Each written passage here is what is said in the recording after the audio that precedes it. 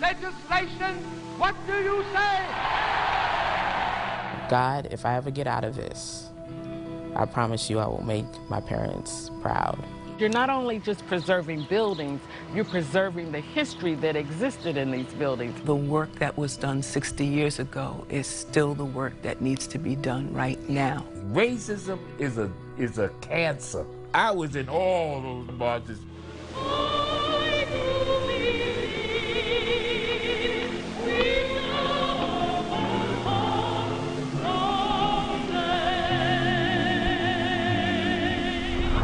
Hello, everyone, and welcome to this special presentation for the March on Washington, 60 years. I'm Maurice DuBois.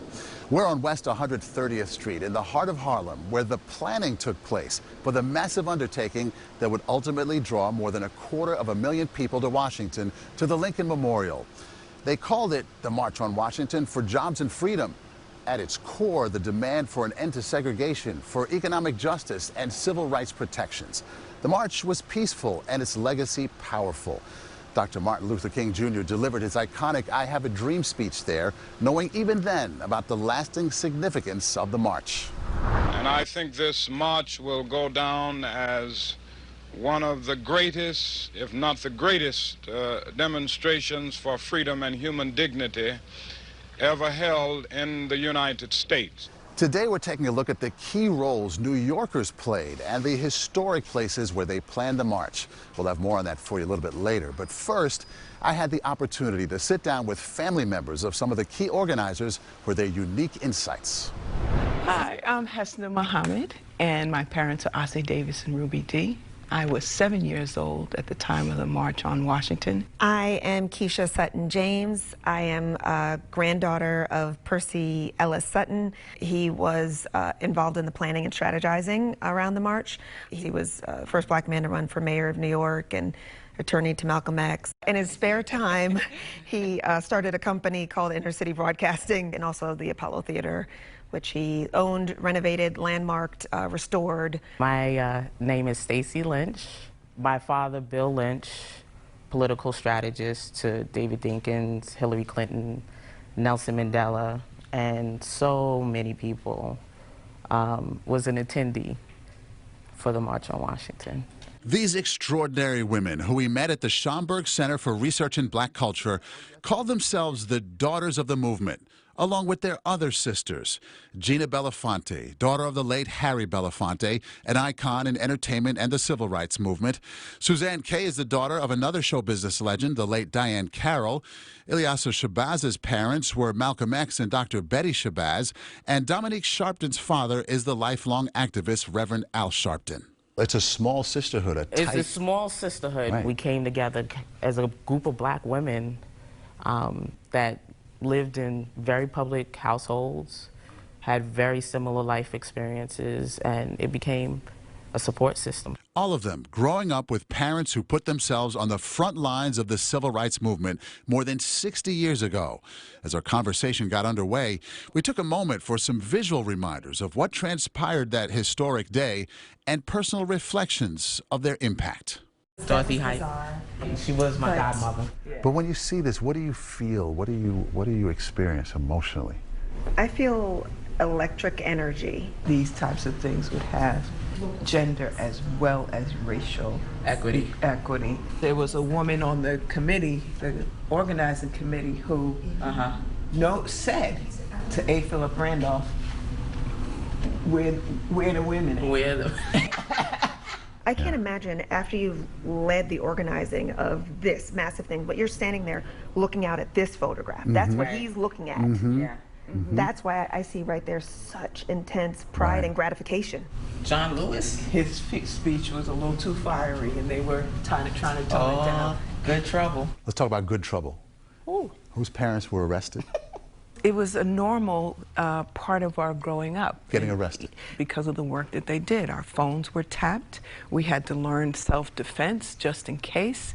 We always had conversations at the dinner table about the work that they did, the civil rights movement, the work that needed to be done, and the consequences of that work. And some of those consequences, getting arrested. How did you process that as a kid, though?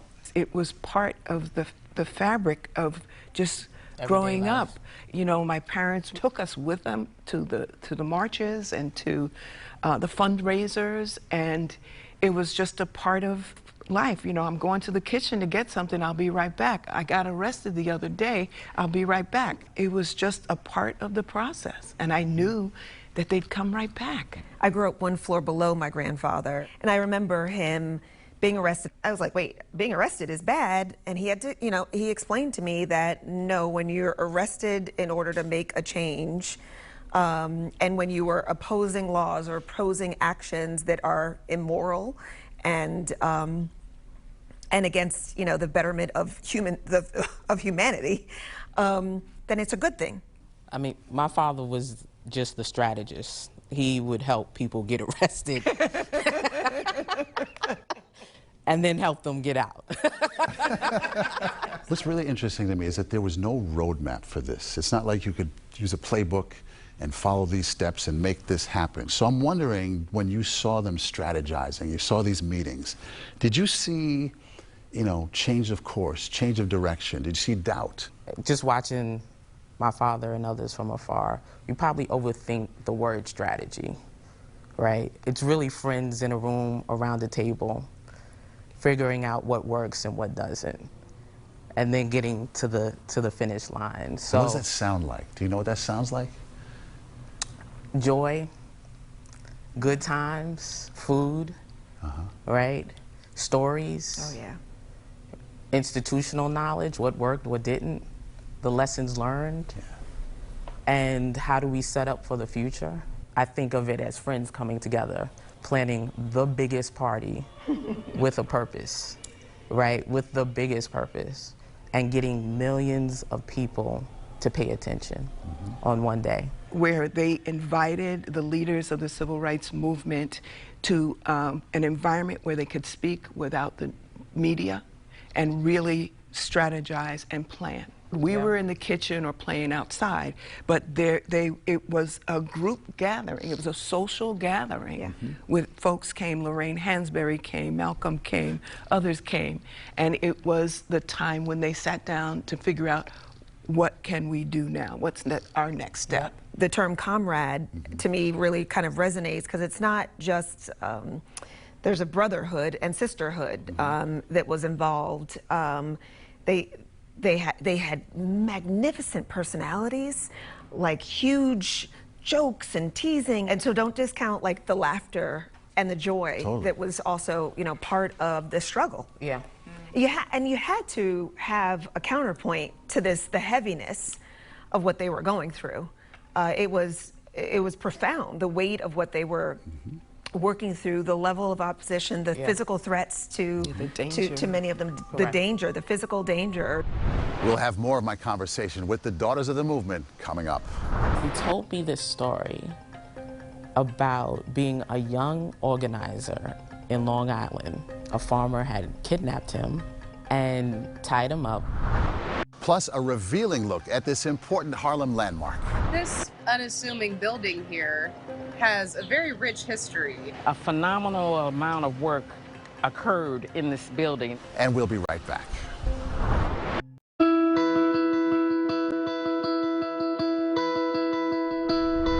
Welcome back to the March on Washington. I'm in Harlem, in front of 170 West 130th Street. Significant in a big way because this was the national headquarters for the March on Washington, where the majority of the planning and organizing took place. This is what it looked like back then. CBS 2's Jesse Mitchell has a fascinating look at this building that's on the National Register of Historic Places and is a New York City landmark. Along West 130th near Adam Clayton Powell, the quiet row of brownstones still looks similar to spring 1963, when it offered a backdrop for the movement towards action for all Americans. We have appealed for 100,000, and I think we will have that many and go over that figure. Here, Bayard Rustin led the effort to organize the March on Washington, galvanized by a community that shared a care for others.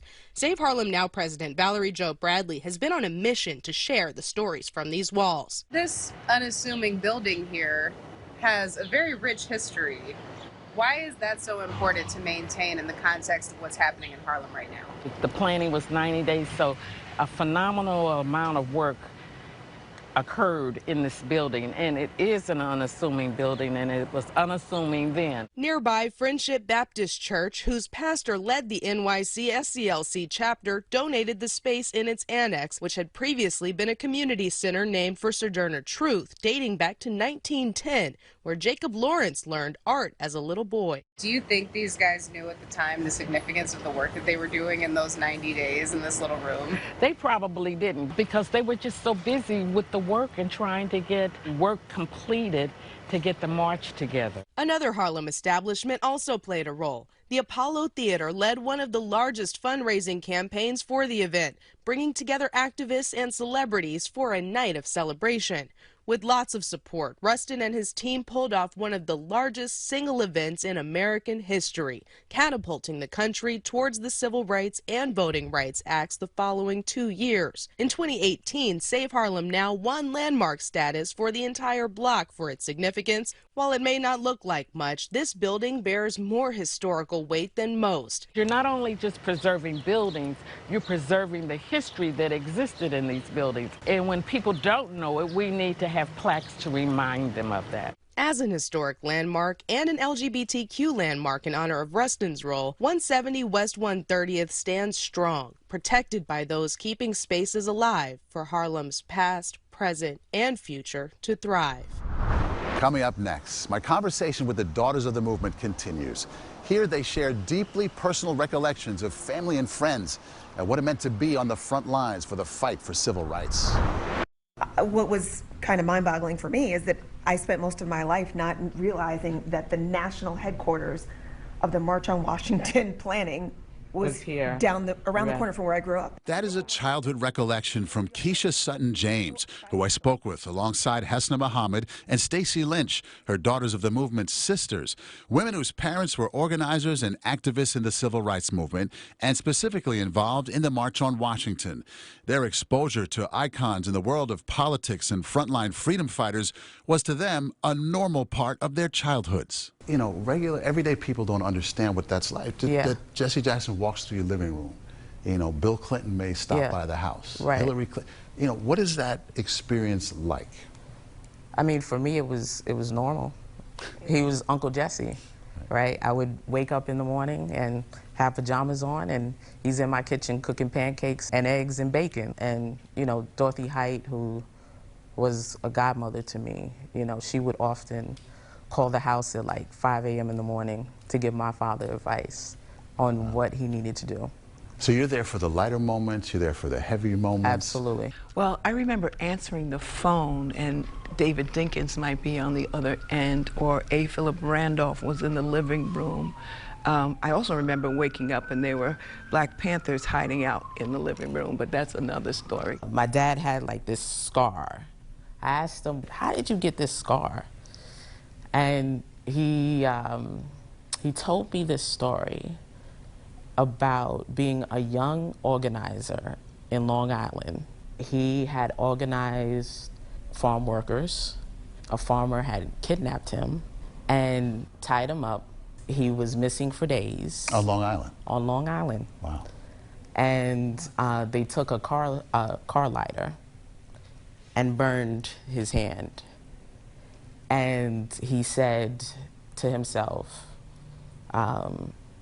you know, God, if I ever get out of this, I promise you I will make my parents proud. And that is how probably he started his political career. Wow. Yeah. Really? And how did you react to that? I was shocked, but you know, it was one of those stories when he becomes your father. Mm. You know, he's your daddy. Super proud of him? Oh, will always be. I get emotional. Yeah. I'm getting emotional. In movement making, you have all these different people who had different roles to creating the movement. So you have, you know, Hesna's parents who provided refuge, but also provided financial support, but also were the artists who became the face of so many moments, including becoming the MCs of the March on Washington in '63. You had my grandfather who as a business person, financed a lot of the progress, but also had been a politician and was an organizer. Stacy's dad was a brilliant strategist, without whom so much would not have happened. He was the person who could see all these pieces come together. My grandfather was a sharecropper, right? And his son became, you know, the deputy mayor to the first African-American mayor, David N. Dinkins, and now his daughter is the chief of staff to the governor. So, you know, I think this is an opportunity for the next generation to correct so many wrongs that have happened in the past and that are happening right now. We each have legacies that we honor, that we uphold, and quite frankly, our legacies were connected. Our parents and grandparents worked together, and Harry was Uncle Harry and Uncle Sidney, and they were comrades. And we, as their offspring, feel it's not only our benefit, but our responsibility to stay together, to keep those legacies connected. Coming up, we'll have some final thoughts from the Daughters of the Movement. We are in this for the long haul, and it took time to get to that point in 1963, and it will take time to get to where we need to go. Plus, the story of a Korean War veteran who fought for this country overseas and returned home to fight for his own rights right here. That was a beautiful time. We felt like we were accomplishing something. The first demand is that we have effective civil rights legislation, no compromise, no filibuster, and that it include public accommodations, decent housing, integrated education, FAPC, and the right to vote. What do you say? Welcome back to the March on Washington, 60 years. That was March organizer Bayard Rustin with the first of the 10 demands presented at the march. Those 10 demands still loom large as basic goals and principles for civil rights. And there were smaller voices on the front lines as well. CBS 2's Alicia Reed introduces us to one, a Korean War veteran who sacrificed for his country overseas and right here at home as well. A trip down memory lane with Korean War veteran Nat Williams. Williams was 31 years old at the time of the march on August 28, 1963. That was a beautiful time. We felt like we were accomplishing something. He had returned home from the war years earlier, injured and feeling like a hero, but experienced racism. I got my question, got all my little medals on and stuff, you know, and I'm a vet from Korea. And we go into the restaurant, and the guy tells me, I can't eat in there. It was embarrassing. I bled all the way across Korea with this thing for this flag. In the 1960s, Dr. Martin Luther King Jr. was making headlines and drawing large crowds while protesting. At the time, Williams was living in Harlem and meeting other high-profile individuals. Malcolm put his hand on my shoulder. He put his hand on my head. He said, you just keep that kufi on. You be all right. Malcolm X. I didn't know who he was. What the veteran did know was that he wanted to be a part of the movement. Williams says his grandmother encouraged him to get involved when he was a boy. He started marching at a young age and to this day continues to fight for justice. Racism is a cancer. I was in all those marches. Every march they had, I was in all the marches. In the 60s, that's all I did, and that's all I'm doing now. Today, at 91 years old, his front yard is lined with signs for justice. This is my favorite one. He says there's still hope. Dr. Martin Luther King Jr.'s dream is still alive. All these police killings and things, that's been going on for years. We've been complaining about it. That's why I joined this thing, to try to help my country. Over this past half hour, we have seen stirring moments of protest and change and met inspiring people who were witness to it, reliving a moment in time where 250,000 people converged on Washington, gathered together in peace and in one voice demanded action. We also know there is still a long road ahead. Some final thoughts now from the Daughters of the Movement. August 28th, 1963. What's its significance as we look back? 60th anniversary of a moment in time when our people, black and white, men and women, old and young, came together to take a stand and to show to the entire world what leadership looks like, what priorities are, what the best of America looks like. It also shows that the job is not done. Yeah. You know, the work that was done 60 years ago is still the work that needs to be done right now. And we just need to get a sense and remember the fact that we are in this for the long haul. Yeah. And it took time to get to that point in 1963. It took time to get to where we are now, and it will take time to get to where we need to go.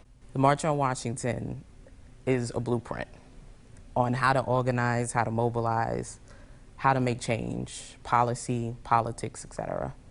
And as we are, transitioning to this new world of technology, I'm afraid that we lose some of that institutional knowledge and that history that our parents have built. Because looking back, there are those who feel like the progress isn't there. There are those who see it as there has been a ton of progress. It's about the jobs part of it. It's about the economic advancements. It's about the unaddressed wealth gap that in my view, is one of our biggest threats to our ability to advance. Mine is technology and education. I agree. It is our education, preparing our young folks, preparing the mothers of the young folks to be.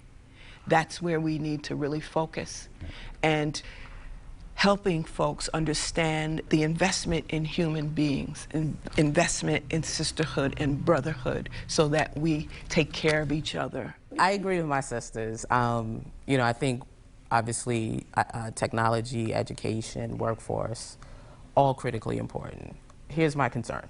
I think it's critically important that we share our stories, we protect the legacy, and we teach this to a broader mass. The hope is we can all keep growing and learning, using the lessons of the past and finding the best of today so the dream can become reality. Thank you so much for joining us for this look at the March on Washington, 60 years. I'm Maurice DuBois. The people who attended will go back to their communities and work with bold and grim determination to get their congressmen to support strong, meaningful civil rights legislation.